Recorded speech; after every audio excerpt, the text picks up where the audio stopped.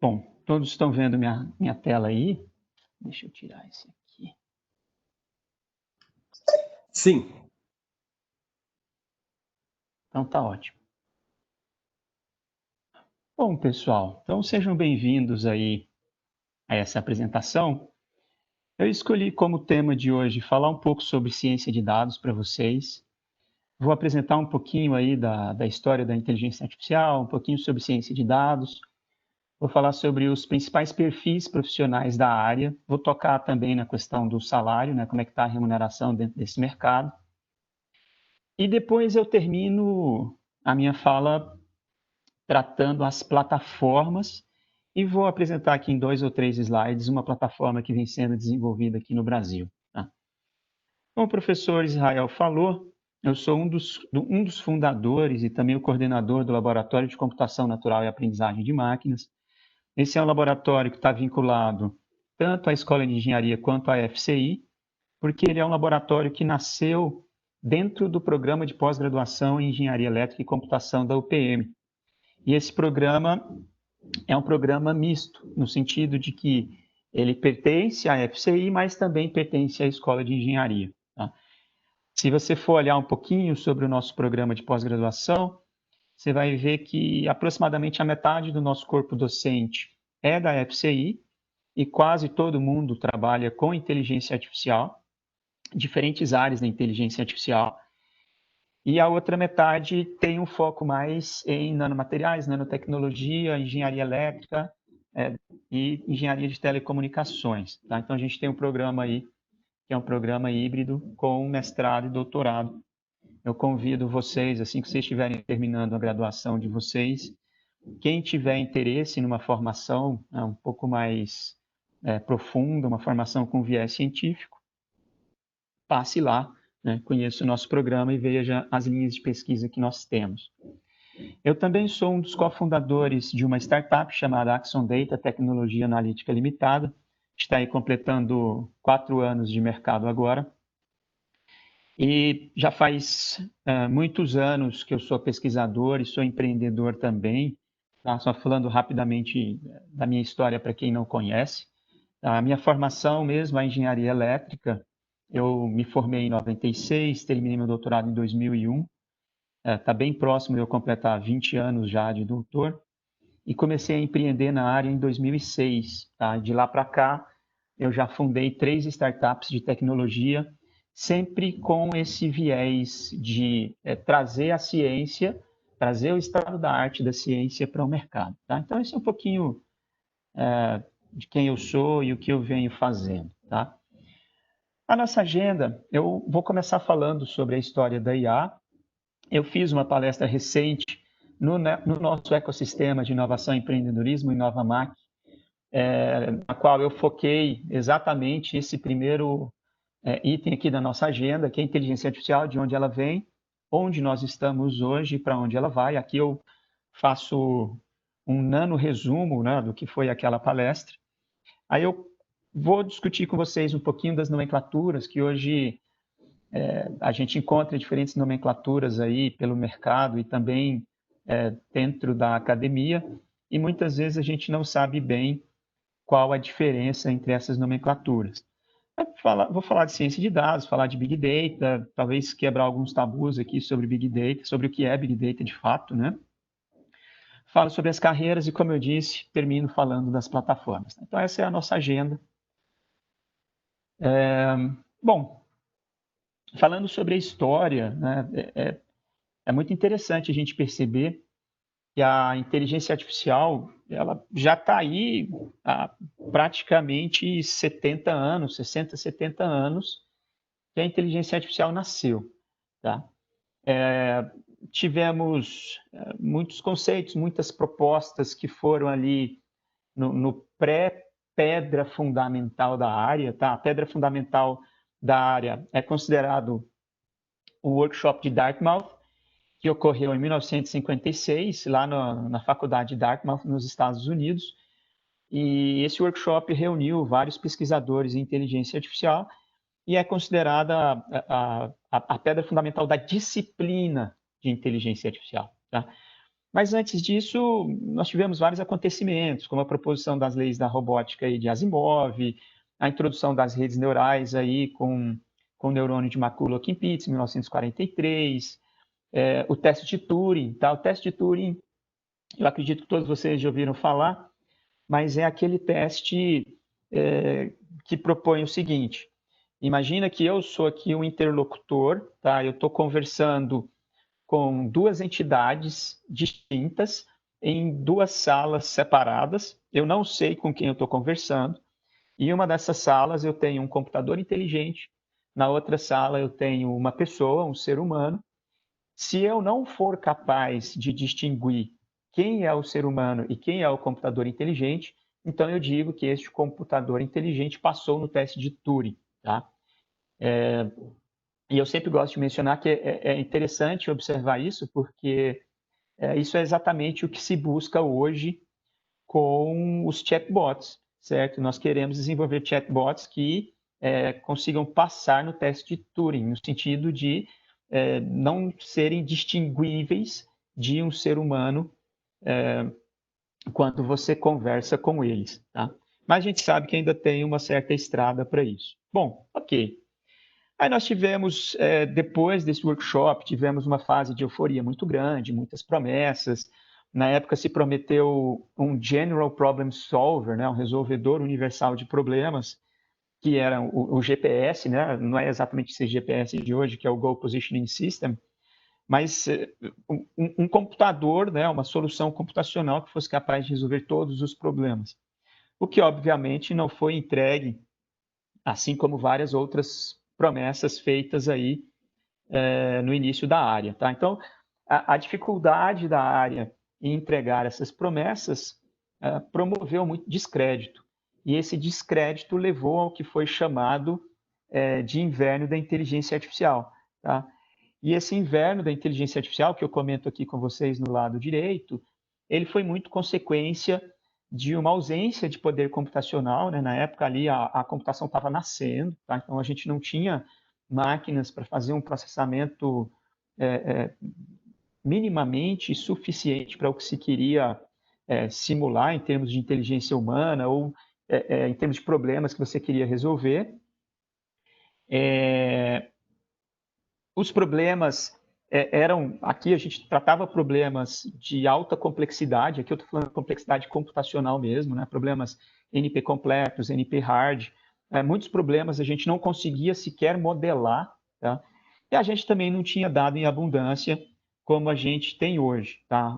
Um dos diferenciais de hoje em dia é que você tem dado, muito mais dado do que você consegue tratar, do que você consegue extrair algum conhecimento a partir deles, tá?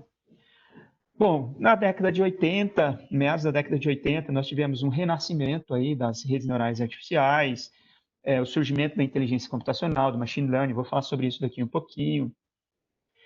Na virada do milênio aí surgiu o Big Data, começou a ganhar força as redes profundas também, tá? E o que a gente vê hoje em dia, que é o que está nessa coluna aqui, né, 2011 a 2020, é uma inteligência artificial que de fato gera resultados, né? De fato traz soluções que geram valor para as empresas. Tá? E nós temos sim uma corrida. Tá? Hoje está todo mundo correndo atrás, a gente já viu aqui no Brasil, por exemplo, vários cursos de graduação em inteligência artificial, em ciência de dados. Isso sob a perspectiva acadêmica, né? Mas as empresas também estão muito ativas, tentando desenvolver soluções de inteligência artificial e integrar a inteligência artificial aí dentro da sua operação. Tá? E a gente enxerga muitas soluções verticais, né? Chatbots, como eu já mencionei, startups baseadas em IA, e aí você tem tudo quanto é segmento que você puder imaginar, né? Legal techs, edutechs, fintechs, agrotechs, enfim, um monte de techs aí que trabalham com soluções para um mercado, um nicho de mercado específico em inteligência artificial, tá? E o que a gente vislumbra daqui para frente, né, a partir de 2020, é uma inteligência artificial facilitando muito a nossa interação com a máquina, né, o processo de usabilidade computadores, a gente vê o que nós podemos chamar aqui de comoditização, no sentido de que as soluções de IA vão ficando cada vez mais baratas e mais empacotadas, tá? Por exemplo, há 8 anos atrás, nós lançamos no mercado uma solução para análise de sentimento de texto. Tá? É uma solução que hoje todo mundo conhece, né? Você pega um texto lá e determina, por exemplo, a polaridade dele, se é um texto que está falando bem ou está falando mal de alguma entidade, né? Hoje a gente faz um projeto de TCC nessa linha, mas há 8 anos atrás isso era uma inovação em termos de solução mercadológica. Tá? Então, é a isso que eu me refiro aqui de comoditização, é o fato de que algumas soluções baseadas em IA, elas vão se tornando tão senso comum que elas fazem parte de pacotes básicos aí de algumas ferramentas. Tá? E, por fim, essa tendência de plataformas, que é onde eu termino aqui a minha fala hoje, que é a necessidade que a gente tem de entregar soluções para o mercado que ajudem a democratização da área. E eu quero dizer o seguinte, que ajude as empresas a colocarem soluções de IA em produção de maneira bem mais rápida, bem mais barata e bem mais escalável. Tá? E é evidente também, né, diferentemente do que nós vivemos aqui entre as décadas de 60 e 80, que foi uma hype, né? O que é uma hype? É um excesso de empolgação com um determinado tema, né? Hoje a gente não vive hype na IA, tá? Eu não enxergo assim, eu enxergo que a gente vive hoje sim uma tração da área, porque a área vem ganhando muita força e vem mostrando resultados que sustentam todo esse crescimento e toda essa relevância que a área ganhou aí dentro da nossa sociedade, né? Dentro da indústria 4.0. Tá? E isso é verdade por várias razões. Uma é porque nós temos poder computacional abundante sob demanda, né? Você contrata computação sob demanda, tanto armazenagem quanto processamento, está praticamente tudo conectado. Né? Então, a gente está falando aqui internet das coisas, a gente está falando aqui de 5G, tá? Então, a gente está falando de tecnologias que estão muito próximas da gente e que vão permitir ainda mais uma ubiquidade da inteligência artificial. Dados em abundância, como eu já falei, e hoje também nós já temos algoritmos, soluções e modelos matemáticos que nós não tínhamos até 15, 20 anos atrás, por exemplo. Tá? As redes profundas mesmo ganharam muita atração a partir de 2006. Tá? Então, tudo isso corrobora para um cenário bastante positivo para o desenvolvimento da inteligência artificial. Tá? E aqui, nesse slide, eu quero compartilhar com vocês um pouquinho todas essas nomenclaturas que vocês seguramente já viram, tá? Mas eu quero compartilhar um pouco do significado delas e do porquê que elas surgiram. Tá? Por exemplo, a inteligência computacional é uma disciplina também. Tá? Eu olho a inteligência artificial como a terminologia guarda-chuva, então ela ampara tudo, todas essas outras terminologias que eu vou falar aqui estão debaixo da IA, tá? Embora alguns possam argumentar, não, mas IA é aquele cantinho ali específico, o resto, cada um tem a sua identidade própria, tá? Isso é fato, mas IA para mim continua sendo uma terminologia guarda-chuva. Né? E aí, em 94, teve o primeiro evento chamado World Congress on Computational Intelligence, que é o Congresso Mundial de Inteligência Computacional, que foi um congresso que nasceu com periodicidade quadrienal, ou seja, a cada 4 anos apenas a gente tinha esse evento, e essa disciplina ela surgiu para encampar essas 3 áreas que estão aqui, as redes neurais artificiais, a computação evolutiva e os sistemas fuzzy.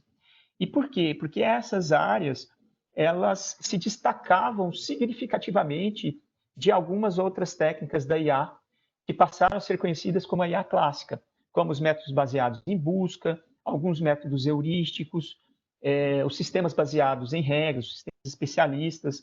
Tá? Então, todos esses modelos que olhavam a inteligência artificial numa perspectiva muito mais top-down, no sentido de como nós resolvemos os problemas ou como nós entendemos que nós resolvemos os problemas. E aí a gente traduz isso para uma linguagem de máquina, isso acabou virando ali o que a gente chama hoje da IA clássica.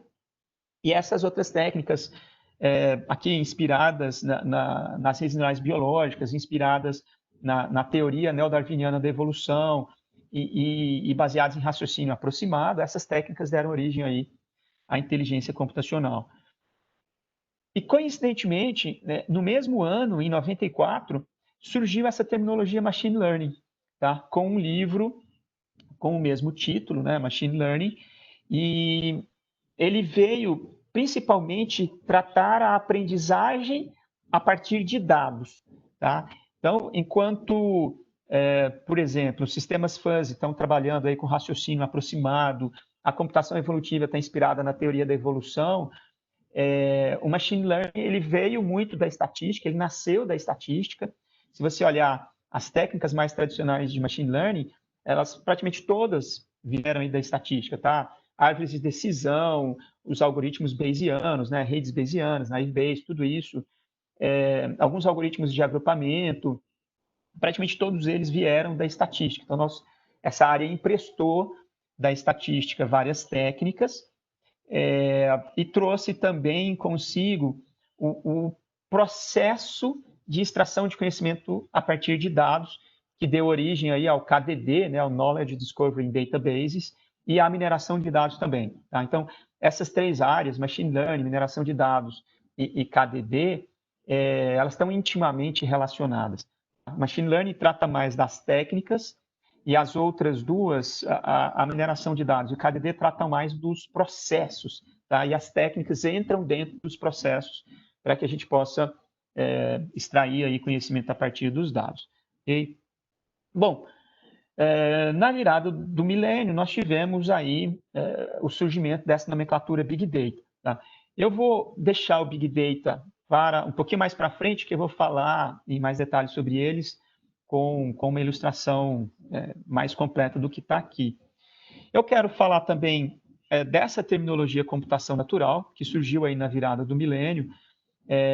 Essa terminologia, assim, eu vim dessa área, tá? Eu sou um pesquisador oriundo da computação natural, e o que essa área busca é aproximar dois campos de conhecimento que, em princípio, são muito diferentes. Né? Uma coisa é aquilo que é computacional, é artificial, é criado pelo homem, e outra coisa é a natureza. Né? E como que a computação natural une essas duas áreas? Tá? Ela une de três formas distintas. A primeira olhando para a natureza e buscando inspiração de como que a natureza resolve problemas. Eu posso citar exemplos. Tá? O nosso sistema imunológico defende o nosso organismo contra ataques de agentes causadores de doenças, né, que nós chamamos aqui de patógenos. Será que eu consigo pegar uma inspiração dessa e desenvolver um sistema computacional para detecção de vírus, ou detecção de intrusos de rede, ou qualquer tipo de detecção de anomalia? Tá? Então, essa primeira área aqui, ela tem esse olhar, né? Como que a natureza resolve problemas e puxar isso para a computação e desenvolver novos algoritmos. É uma área que, obviamente, eu gosto bastante, porque é uma área que exercita na gente essa habilidade de desenvolver algoritmos, né? A engenharia de algoritmos. Né?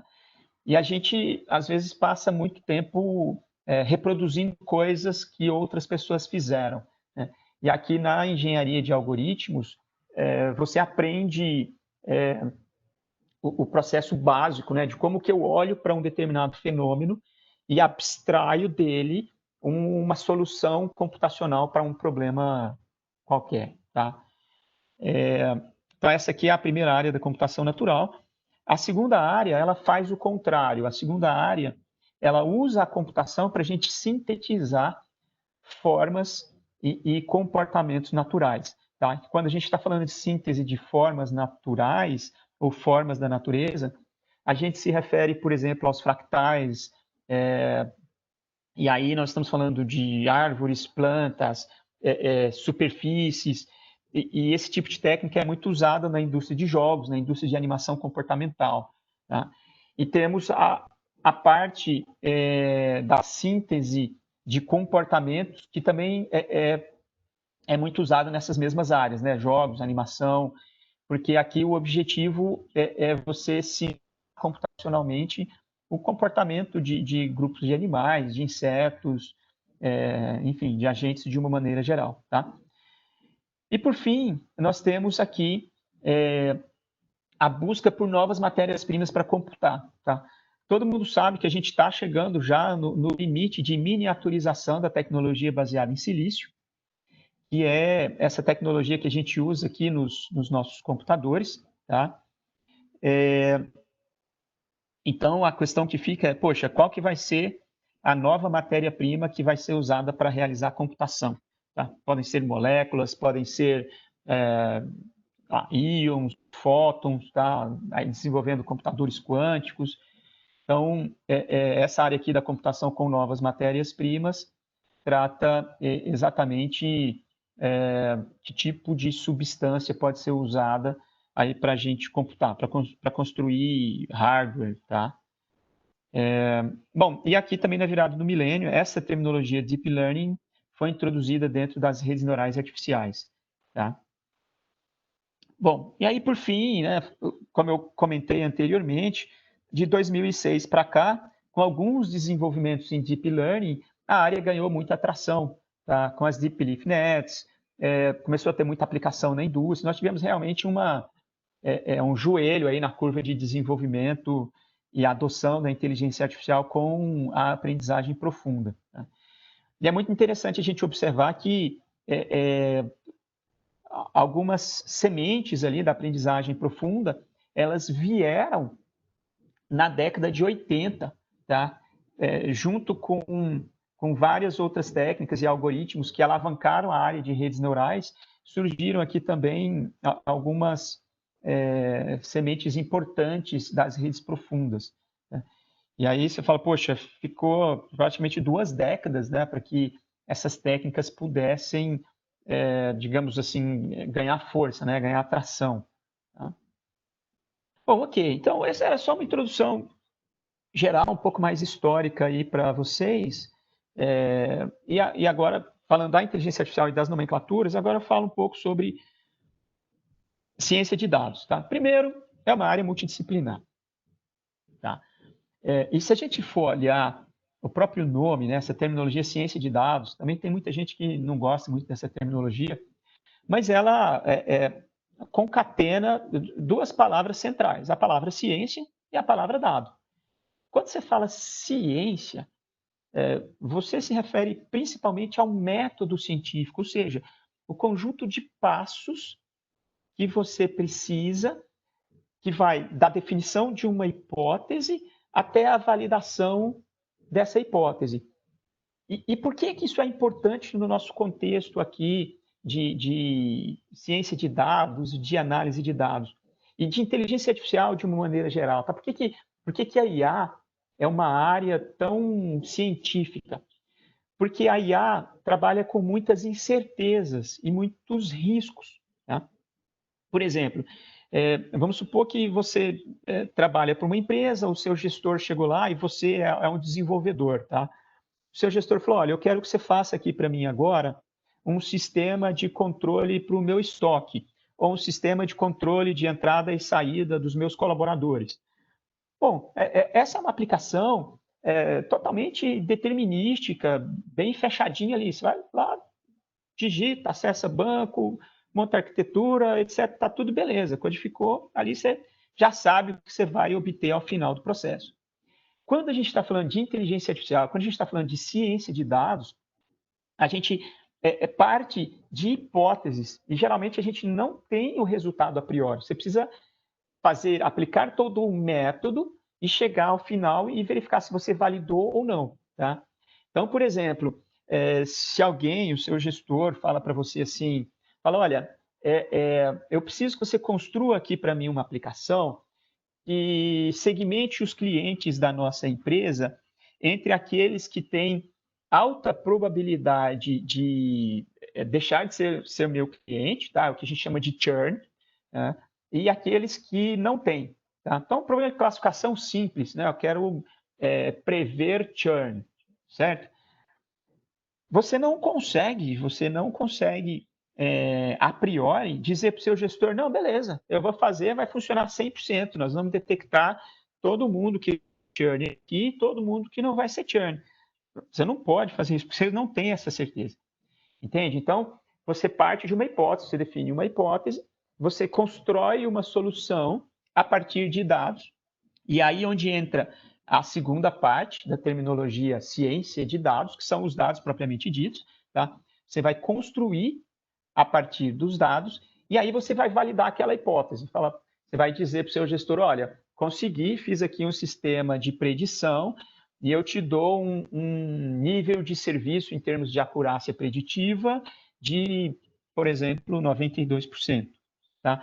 Então, percebe que você só vai conseguir fazer isso de maneira consistente se você conhecer e aplicar o método científico. Tá? Se você não conhecer, você não vai conseguir definir essas hipóteses, fazer todo o seu processo e validar.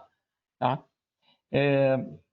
Bom, então ela trabalha com método científico e por isso que ela tem esse nome aí de ciência de dados. Tem processos bem definidos, tem um conjunto de algoritmos que você pode aplicar, enfim, e o objetivo é sempre esse, tá? Eu extrair conhecimento e fazer tomadas de decisão a partir dos meus dados. Tá? Então, esse é o significado aí dessa nomenclatura. E aqui eu só diferencio para vocês, né, dado de informação de conhecimento. A gente está chamando de dado aqui uma unidade básica de informação que, de maneira isolada, não tem um significado, não tem um contexto, tá? E quando eu atribuo o contexto, ela passa a ter algum significado, mas ainda não me permite tomar a decisão. Certo? Fala, olha, o peso é 105 quilos, a altura é 1,70 m, ok, até aí tudo bem. Tá? Agora, se eu consigo tomar uma decisão a partir disso, como por exemplo, olha, essa pessoa está obesa, essa pessoa precisa de um tratamento de saúde, um tratamento físico, um tratamento nutricional, então eu tenho conhecimento. Tá? Então essa é uma terminologia muito usada aqui dentro da área, né? Dado, informação e conhecimento. E quando a gente fala de Big Data, né, ele ganhou, né, a gente pode dizer assim, começou a ganhar mais popularidade a partir da virada do milênio também. Tá? Então, vocês percebem que muita coisa aconteceu na virada do milênio dentro da computação, que foram fatos muito relevantes para nós. Tá? Em 2001, o grupo Gartner, que naquela época não chamava Grupo Gartner ainda, tá? Ele publicou Desafios e Oportunidades aí do Crescimento de Dados como sendo um elemento tridimensional. E essas dimensões se referiam ao volume, velocidade e variedade dos dados. E muita gente confunde, né? Muita gente fala que Big Data é um dado com um grande volume, velocidade e variedade, tá? E tem pior, né? Tem gente que fala que Big Data é um oráculo, é como se fosse um oráculo. O cara fala, não, porque eu vou fazer um Big Data aqui, ele vai resolver todos os meus problemas e tal. E não é bem assim, tá? Big Data é uma nomenclatura, e eu vou fechar o conceito no próximo slide do que é essa nomenclatura, pelo menos como ela foi originalmente proposta, para a gente abrir um pouco mais essa caixinha. Tá? E nós tivemos outros desenvolvimentos importantes. Tá? O Google publicou o MapReduce, né, em 2004, depois a Apache lançou aí o Hadoop em 2005, e para mim, tá, o relatório da McKinsey de 2011 foi um elemento central na explosão dessa área, tá? Porque a McKinsey, com esse relatório, ela trouxe o Big Data para um olhar de negócios. Tá? E quando o mercado adota uma tecnologia de maneira ampla, isso realmente expande e ganha muita força. Tá? Às vezes a gente tem desenvolvimentos científicos, tecnológicos muito importantes que ficam restritos aos meios de pesquisa, né, à academia. Isso não dá muita aceleração, mas quando cai no mercado e você tem uma consultoria forte como a McKinsey falando ao respeito e divulgando, aí você tem uma outra capacidade de penetração, um outro poder de penetração. Tá? E como eu prometi para vocês, né, abrir um pouquinho dessa caixinha do que é o Big Data, tá? E aqui eu trouxe uma matéria da Svetlana, de 2013, na qual ela fala, olha, a definição do Gartner de Big Data consiste de 3 partes e não de 3 vezes. a gente costuma ver. Tá? E quais são as três partes? A primeira parte são os 3 Vs, certo? Dados em grande volume, velocidade e variedade. Até aí, tudo bem. Qual que é a segunda parte? São ativos de informação, né, que ela fala aqui, que demandam formas de processamento e armazenagem de informação que sejam inovativos e efetivos, né? Efetivos, eficiente e eficaz, ou seja, tem baixo custo e alta velocidade. Então, aqui nessa segunda parte, ela está falando essencialmente de infraestrutura. Tá? Então, eu preciso não apenas dos dados, mas eu preciso de infraestrutura. E qual que é a terceira parte? A terceira parte é o objetivo. Para que eu quero isso? Olha, eu quero isso para que eu consiga extrair insights e tomar decisões de forma melhorada, de forma otimizada a partir dos meus dados. Tá? Portanto, o Big Data é um tripé. Tá? São essas 3 caixinhas que eu estou mostrando aqui para vocês. São os dados, a infraestrutura de hardware e a parte analítica. Tá? A modelagem, e aplicação dos algoritmos sobre os dados, certo? Então, acho que é muito importante desmistificar isso aqui um pouquinho, porque a gente tem mania de achar que o Big Data se resume a essa caixinha aqui. Tá? Bom, tudo bem. E é um ponto bastante interessante também a gente perceber que até a virada do milênio, né, os pesquisadores em inteligência artificial eram considerados estranhos, né? E eles estavam muito restritos ali à academia. Depois de 2010 para cá, esse jogo virou um pouco, tá? Nós viemos aqui da academia para os negócios e hoje os pesquisadores em inteligência artificial de maneira geral, e eu estou chamando de pesquisadores aqui, principalmente aqueles profissionais que fizeram pelo menos um mestrado, tá? Então, o mestrado é o que a gente considera na academia e no mercado como a formação básica mínima de um pesquisador, tá? Então, esses caras se tornaram estrelas, certo? E hoje valem muito no mercado. Né? E temos muita gente fazendo inteligência artificial, tá? Temos universidades, temos as gigantes, e aqui, inclusive, eu faço um convite para vocês. Na semana que vem eu vou fazer um seminário num evento chamado Semeia. É um evento que faz parte da Semana Nacional de Ciência e Tecnologia. Ele vai tratar de nanotecnologia e inteligência artificial. E na semana que vem eu vou falar um pouquinho sobre como que as gigantes estão usando inteligência artificial e o impacto que isso tem na nossa sociedade. Tá? Aí eu vou discutir, eu pego ali o gancho desse filme que está aí, esse documentário que saiu no Netflix, né, o Dilema Social, algumas pesquisas que nós fizemos no laboratório, enfim, eu vou trazer essa discussão. É mais um debate filosófico, conceitual, do que uma apresentação técnica. Tá? Então, quem tiver interesse, passa lá e acho que vai ser um bate-papo interessante. Temos as startups, na maior parte das vezes verticalizadas, como eu já falei, tá? E empresas de tecnologia que usam IA, elas não são consideradas empresas de inteligência artificial. Aqui eu estou me referindo a startups de IA, mas elas usam IA em parte dos seus processos ali. Tá? Então, a gente tem, pode dizer, 4 grandes grupos de players aí de IA. Bom, agora eu quero conversar um pouco com vocês sobre os profissionais dessa área e por que é tão difícil para as empresas montarem times de inteligência artificial, times de ciência de dados e começarem a trabalhar com IA. Tá? Bom, a primeira razão é porque o conhecimento que a gente recebe de inteligência artificial e de ciência de dados em um curso de graduação é geralmente um conhecimento ainda muito introdutório. Porque o objetivo de qualquer curso de graduação tradicional é te dar uma formação horizontal, suficientemente homogênea, para que, na sequência, você se especialize. Né? Então, às vezes, a gente até vê, o aluno fala, poxa, mas não sei por que eu estou vendo tal disciplina, eu não tenho interesse nisso, ou ele fala assim, essa disciplina ficou muito superficial, tal, porque esse é o objetivo da graduação. Tá? O objetivo da graduação é te preparar para que você possa se especializar na sequência. A graduação você precisa ter esse conhecimento mais amplo para seguir o seu caminho.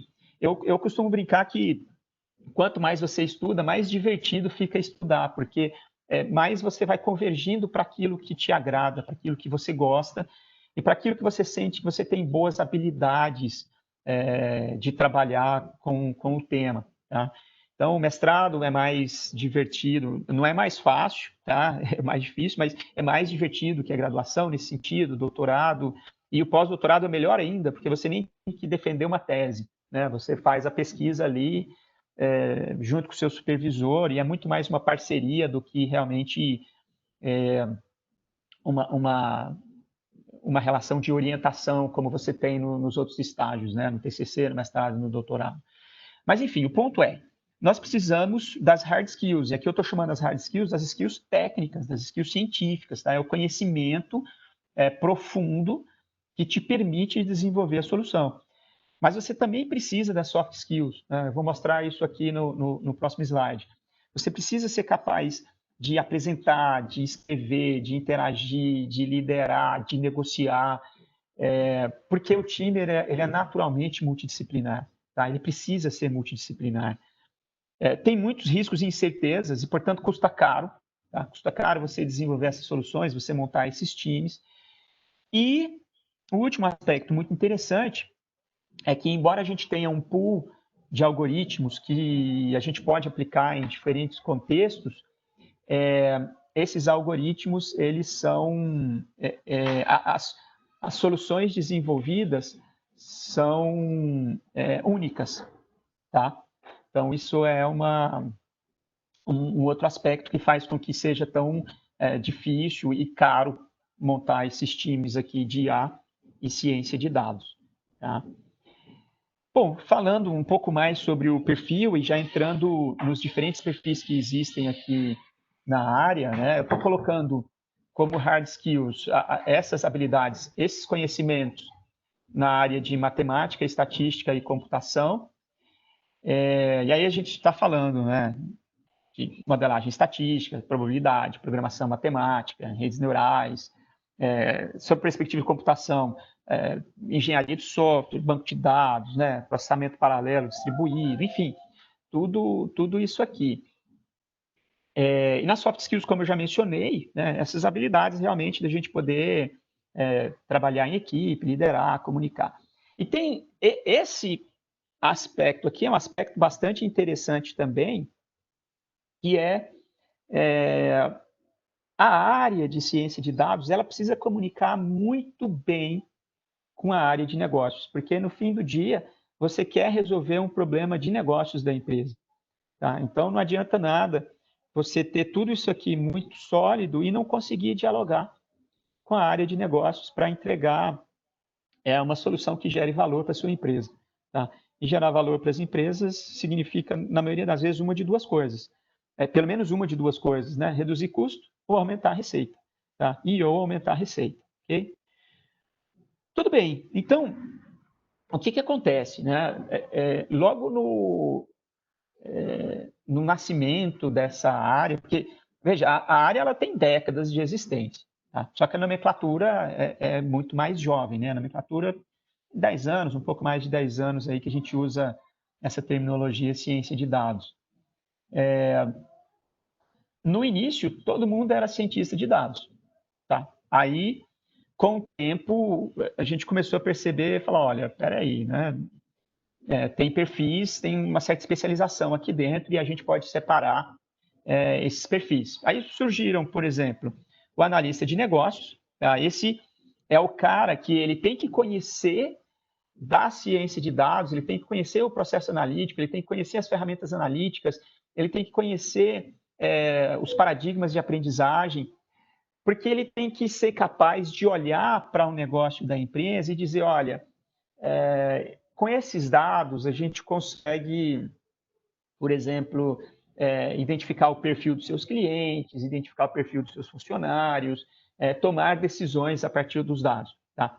Mas ele não é o cara que constrói a solução propriamente dita. Ele é o cara que faz interface entre o negócio, o business e a ciência de dados, e o cientista de dados, tá? E por isso que ele precisa dessas habilidades que estão aqui. Ele tem que entender de negócio, tem que entender de mercado, né? Ele tem que conhecer ferramentas e processos analíticos, ele tem que ter boa capacidade de comunicação, tá? Formação, várias áreas, incluindo aí a computação. Salário médio, bom, eu atualizei esse salário aqui, gente, a partir do Glassdoor, de setembro, né, faz alguns dias já. Vocês vão falar, poxa, mas esse salário está muito baixo, Leandro. Para São Paulo sim, para outros estados não. Tá? Então, aqui a gente está pegando o salário médio nacional, tá? Só como uma referência, uma ilustração aí. Aqui nós temos o cientista de dados propriamente dito.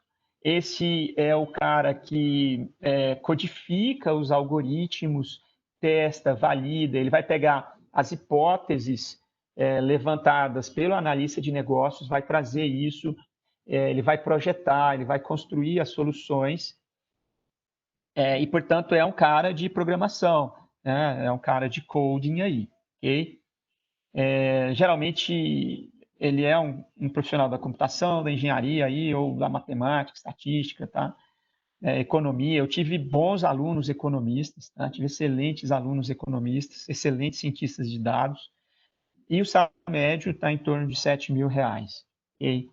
Bom, o analista, esse é o profissional que essa figurinha aqui ilustra bem, né? Ele é o cara que ele tem o papel principal aí de construir os dashboards, né? Construir os painéis e permitir você ter uma visão mais estratégica do resultado do processo analítico gerado pelo cientista de dados, tá?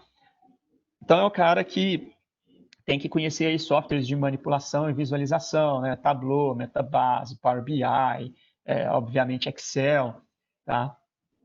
Aqui está o salário médio dele e a formação típica.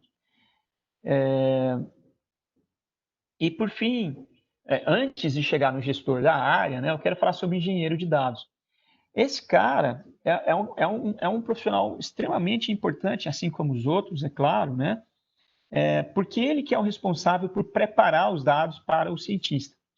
Então, ele tem que saber ali manipular os grandes volumes de dados, dados variantes no tempo, ele tem que conhecer todo o ETL, né, as rotinas de extração, tratamento e carga de dados. E tratamento aqui eu estou falando de uma maneira ampla, tá? Olhando inclusive o Data Analytics, né, transformação de dados, normalização, imputação de valores ausentes. Todas essas técnicas aí é o engenheiro de dados que aplica para preparar a base para o cientista poder usar os algoritmos, tá? Geralmente também é um profissional de computação e de engenharia. E aqui eu peguei o salário do Vagas, tá? É um profissional geralmente muito bem pago também, junto com o cientista de dados, tá? E, por fim, o gestor da área, né? O gestor da área é o Chief Data Officer, né? O CDO, que é o cara que tem que ter um excelente conhecimento do negócio, ele é um executivo da empresa, tá? Atuando ali em paralelo com o executivo-chefe, o CEO, com o executivo de operações, né? O COO, tá? Então, ele está nessa camada de decisão. Então, é um profissional com uma visão estratégica muito grande da empresa. Ele entende os dados como um ativo, tá? O dado ele é um ativo e ele precisa ser convertido em decisões, né? Uma diferença que a gente vê dos processos de tomada de decisão atuais para o que a gente tinha até, sei lá, 15, 20 anos atrás, é que hoje dificilmente um gestor profissional vai tomar uma decisão sem olhar os dados, né? Ele vai querer saber os dados, os indicadores, o que é possível prever a partir dos dados, o que é possível segmentar, extrair, para depois tomar a decisão, tá? Então, esse executivo aqui, ele precisa conhecer o processo analítico, ele dificilmente vai codar alguma coisa, porque não é o papel dele, tá? Mas ele tem que ser capaz de direcionar o time, tá? Direcionar o time de analytics, tá? Bom, aqui o salário médio em torno de R$ 22.000 mês, obviamente fora bônus, né? Todos os benefícios que um executivo possui. Bom, aqui eu trouxe para vocês um processo analítico típico, tá? Em 5 fases aí. Nessa primeira fase, a gente tem a análise de negócio, a definição das hipóteses, dos pré-requisitos, a análise de requisitos, né? Toda a parte de modelagem da sua solução analítica está aqui nesse primeiro bloco. E quem trabalha aqui geralmente é um analista de negócios. Tá? Aí nós vamos para a etapa de captura e preparação. Tá? Aqui, então, a gente tem o ETL aqui nesses blocos 2 e 3. E o engenheiro de dados costuma estar aqui nessas duas etapas. Nós temos, na sequência, o Analytics propriamente dito, né? A análise de dados. E aqui a gente tem o cientista de dados, o analista também pegando os resultados e validando, até a gente poder integrar a solução aqui e colocar no fluxo. Tá? Sim, o nosso colega falou que faltou engenharia de dados, sem sombra de dúvidas, tá, gente? Aqui eu trouxe as áreas, as profissões que são as profissões que são, digamos, mais típicas e não exatamente exclusivas, mas quase exclusivas da área de ciência de dados, tá? Mas sim, nós vamos encontrar várias outras profissões, várias outras tarefas aqui, beleza? Bom, então, só um último ponto em relação a esse fluxo, né? Dentro desse conceito de método, né, de metodologia, a gente percebe que, embora esse fluxo ele tenha um sentido de percurso, ele é multidirecional. Tá? Isso significa que eu posso terminar uma fase de validação aqui e ter que voltar na coleta, porque eu posso chegar à conclusão que eu não tenho dado suficiente, meu dado não está bom. Tá? Eu posso, sei lá, descobrir que eu não defini boas hipóteses e eu tenho que voltar para cá. Tá? E, portanto, essas setas bidirecionais conectadas nesse barramento aqui me permitem ir e voltar em qualquer sentido. Tá? Mas sendo otimista, né, você tem um processo bem linear aqui do 1 ao 5. Okay? Muito bem. Tá? Então, dito isso, né, feita aí essa introdução, na verdade, essa introdução da área, né, eu quero falar um pouquinho agora das plataformas. Tá? O que são essas plataformas e para que elas servem? Né? Bom, aqui está uma definição que eu peguei aí de um blog da Oracle. Tá?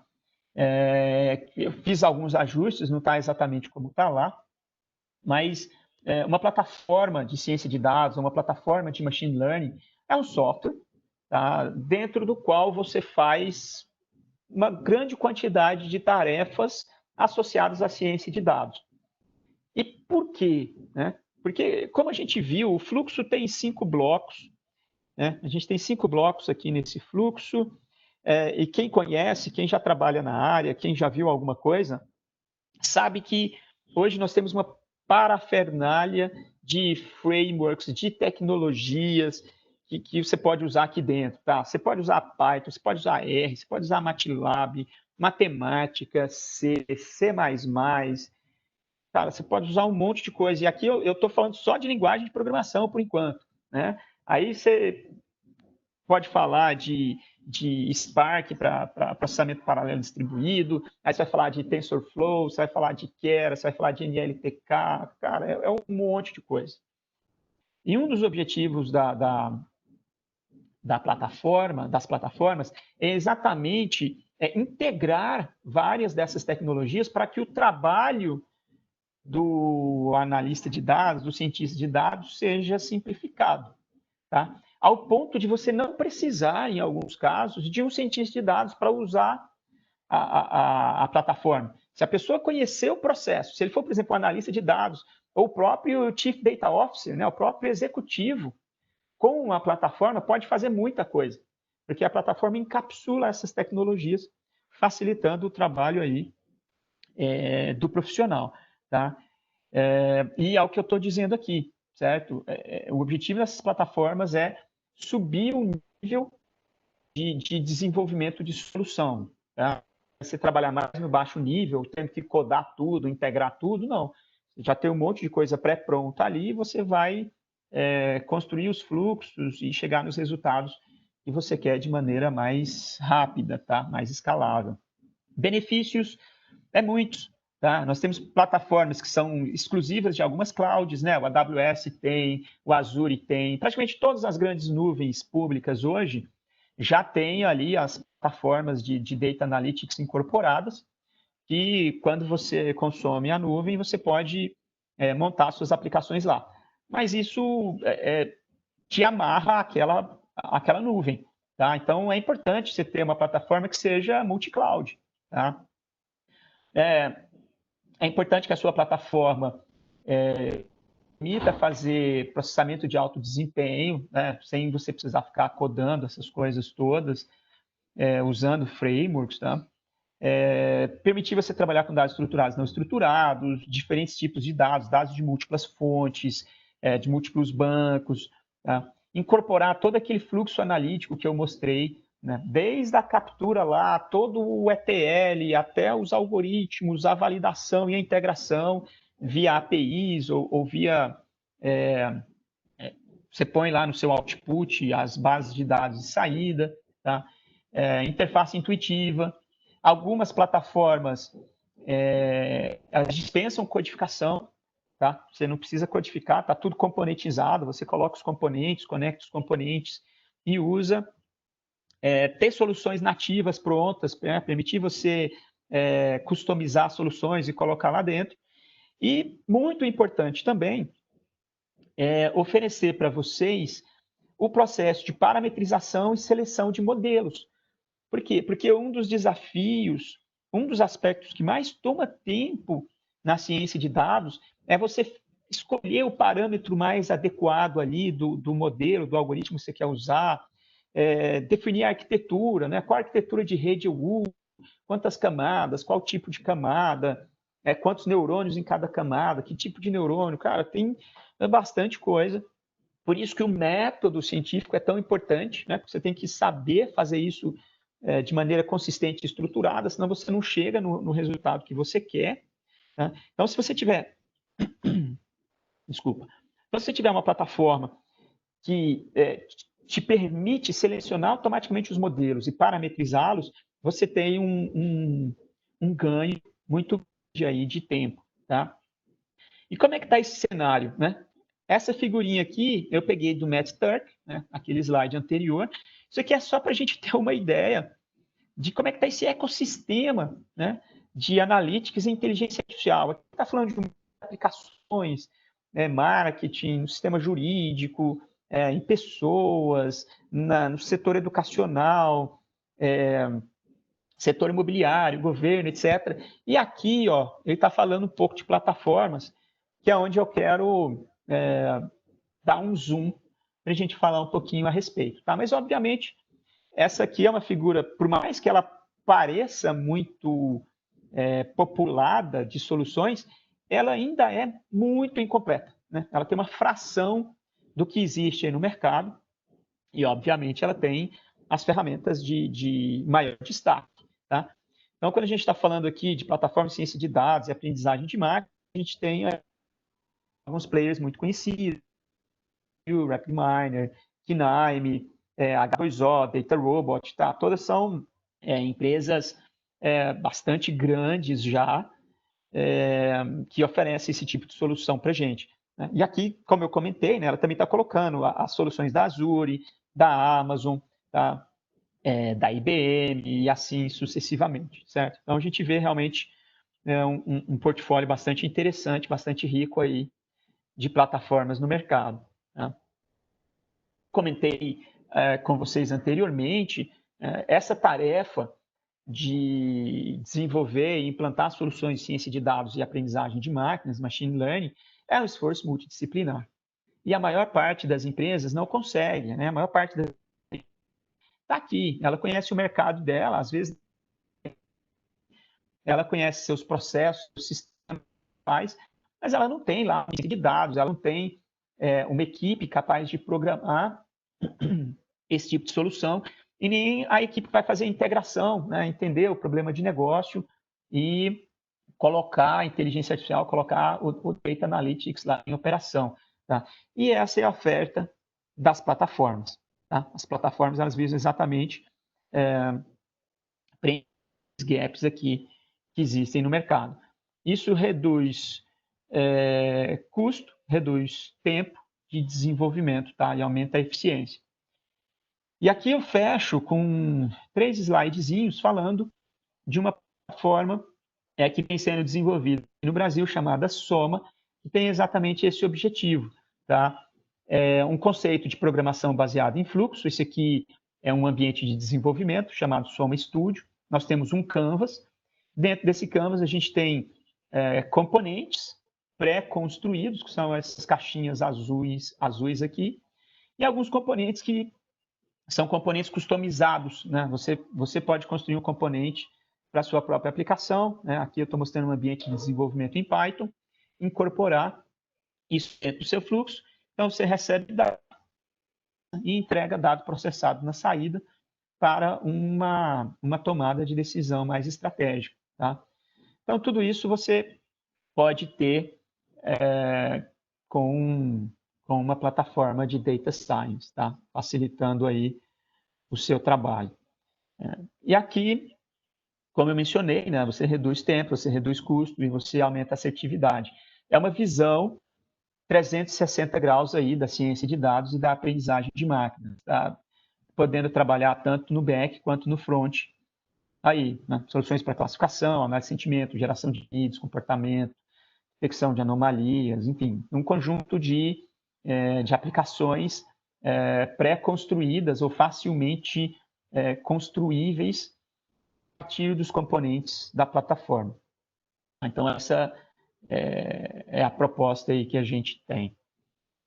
E eu fecho aqui a minha fala fazendo 2 pensamentos do Larry Page, né, de outubro de 2000, 20 anos atrás, e outro de 4 anos atrás. Né?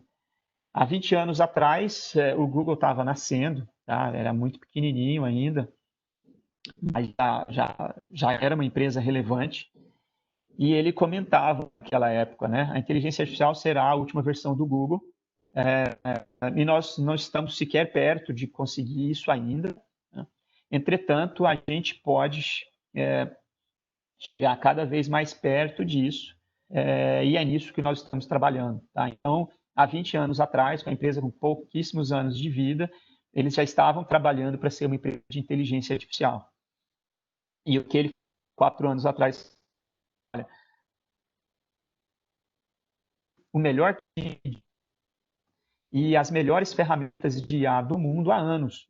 Tá? E algumas descobertas recentes permitirão que a gente faça ainda mais.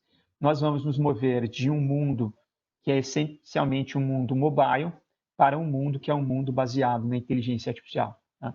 Então, é bastante interessante ver esse contraste aqui, e a gente tem, de fato, observado esse aspecto aí. Okay? O professor Israel pediu para eu colocar aqui para vocês o controle de frequência. Então, está aí o QR Code, vocês podem escanear ou, né, anotar esse link aí para vocês registrarem. Tá? Bom, vou deixar aqui uns minutinhos. E o meu último slide é só um slide de agradecimento. Tá? Então, eu não tenho mais conteúdo. Então, agradeço a todos aí pela atenção e fico à disposição caso vocês queiram discutir algum assunto. Professor Dr. Leandro, muitíssimo obrigado pela sua palestra. Você é uma inspiração para todos nós. E inúmeras perguntas surgiram aqui, se o material poderia ser compartilhado e ficar disponível para eles. Claro, posso sim. Eu passo o material para o professor Israel depois e ele compartilha aí com todos. Ok. Muitíssimo obrigado, professor. Alguma pergunta para o professor Leandro?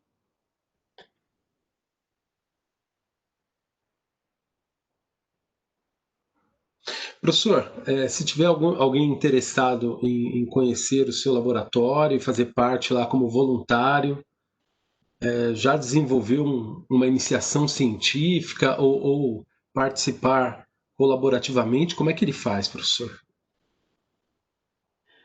Pode mandar um e-mail para mim, tá? O meu e-mail é lnunes@mackenzie.br, tá no primeiro slide. Aí a gente marca uma visita para vocês conhecerem, tá?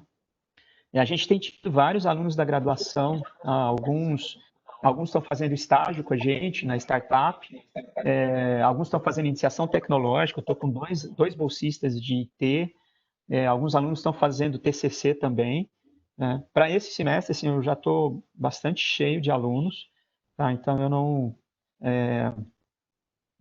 estou absorvendo nenhum novo aluno, porque eu não consigo. Mas para o semestre que vem, acho que existem possibilidades, sim.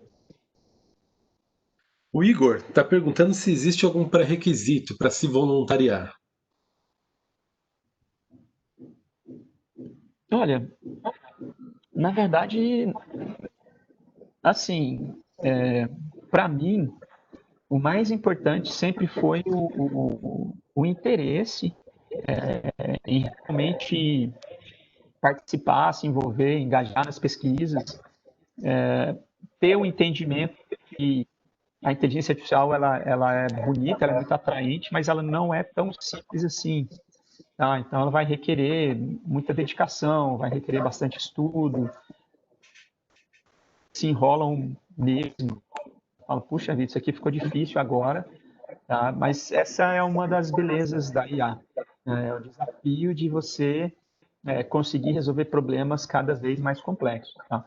Mas o principal pré-requisito é esse: estar disposto a estudar, a se envolver. A gente tem alunos que está, inclusive, um aluno que está agora no terceiro semestre, desde o semestre ele está com a gente, do curso. No segundo semestre, a gente submeteu um projeto de iniciação tecnológica, começou agora em agosto.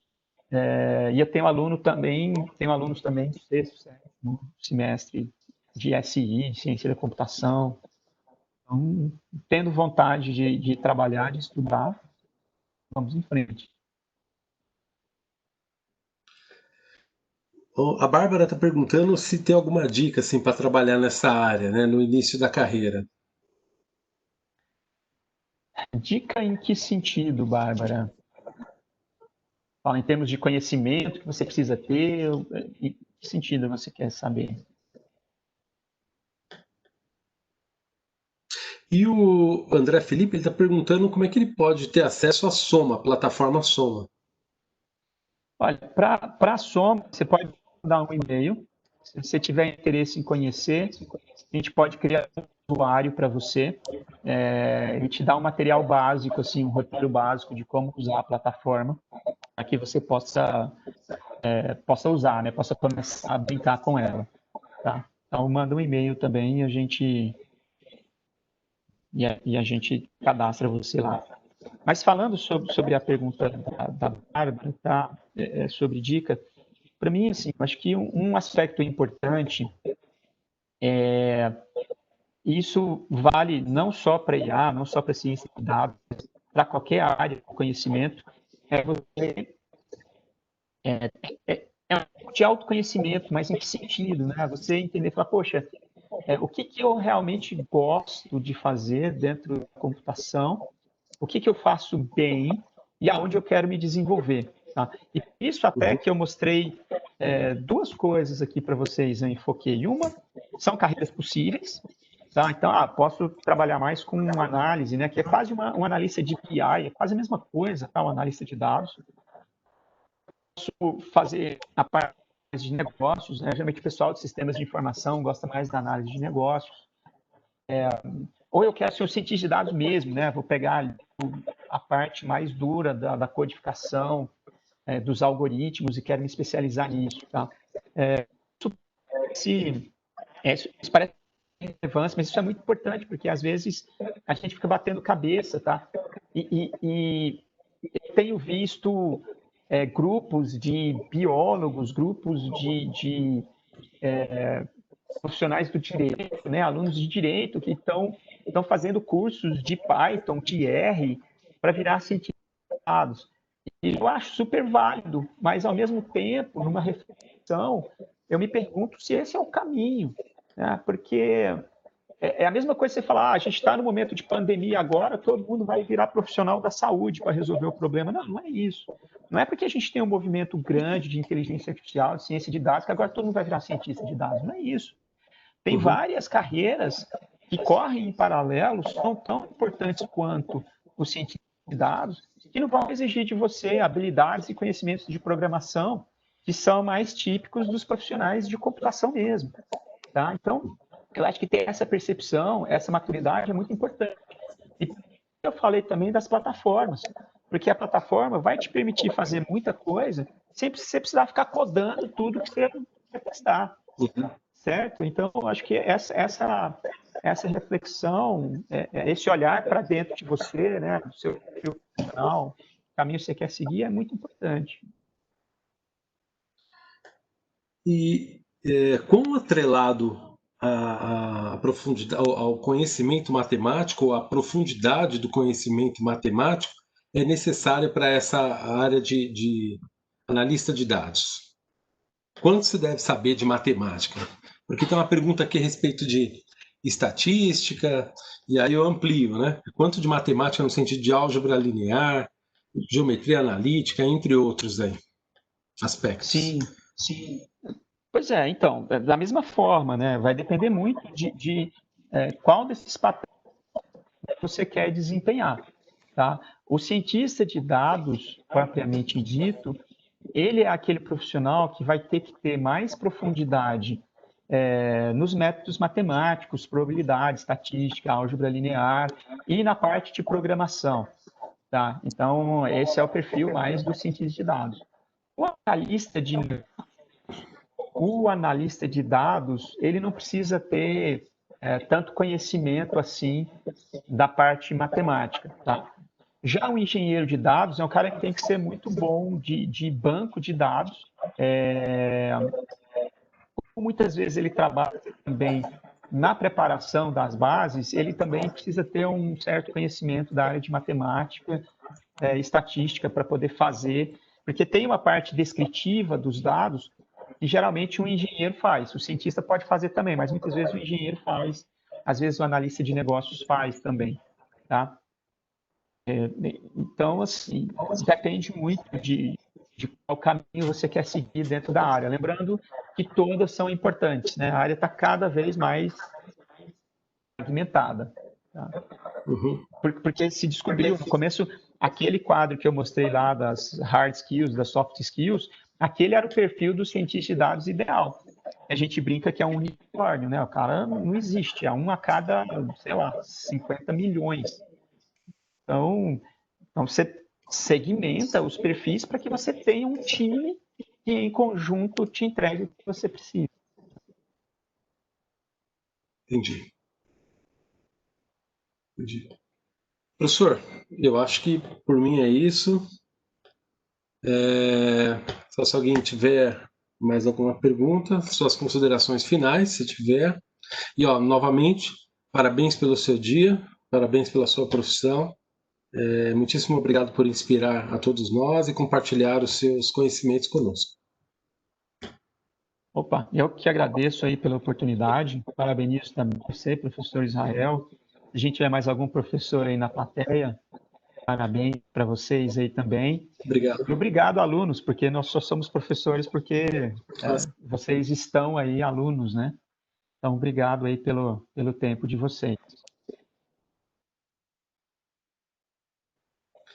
Então é isso, gente. Obrigado a todos. Até a próxima palestra. Às 8 horas teremos 3 concomitantes aí. Um abraço. Até mais. Um abraço. Tchau, tchau, pessoal.